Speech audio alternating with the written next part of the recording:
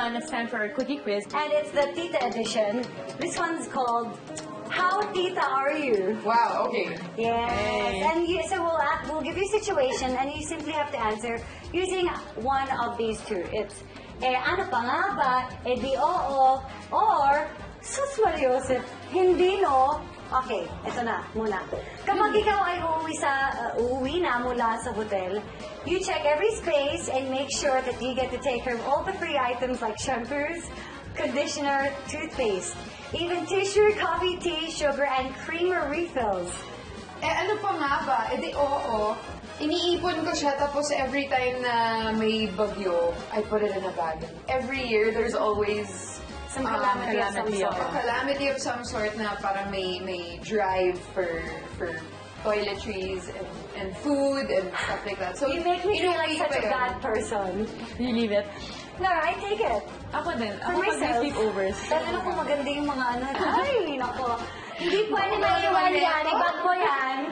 Tapos you kind of take it the first day pa lang para next day i-refill na nila. That's right. Oo!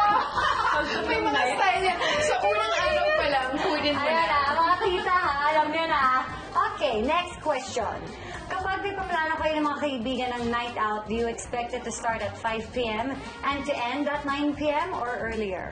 OM, how tita are you? Ito tita na ako dito. Ako sobrang tita. Grabe. Ako, kaka-convert ko lang. OM, mga tita! Tita Club! Tita Club! Kumare! Masarap matulog talaga. OM, sige sabihin That was just a year ago for me. And I was really enjoying it nga. And then, hindi ko alam kung ano yung biglang nagbago.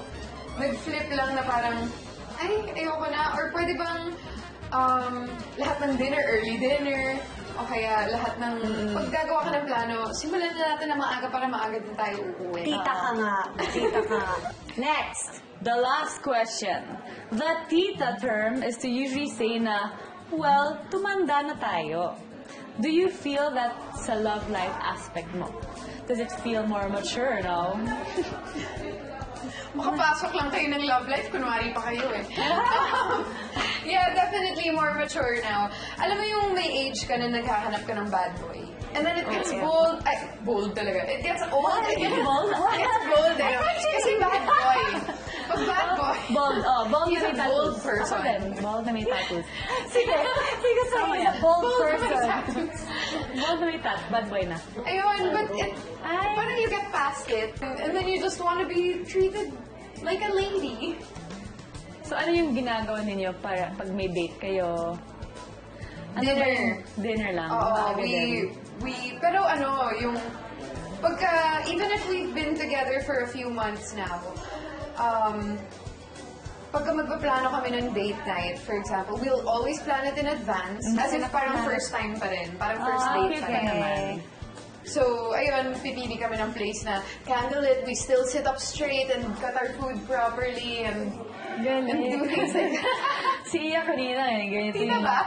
Si Iya pagkatapos kumain, ganyan yung mga forks niya. Diyan na eh. Kasi hindi pa ako tapos kumain eh. Kakain pa sana ako, inaantay ko pa yung kanin ko eh.